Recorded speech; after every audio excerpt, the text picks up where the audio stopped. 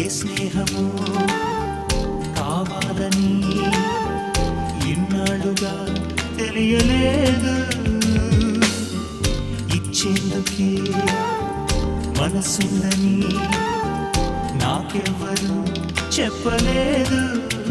చెలిమి చిరునామా తెలుసుకోగానే రెక్కలొచ్చాయో ఏమిటో, ఎటో వెళ్ళిపోయింది మనసు, ఇలా ఒంటరయింది వయస్సు. చల్లగాలే అచుకి తీసి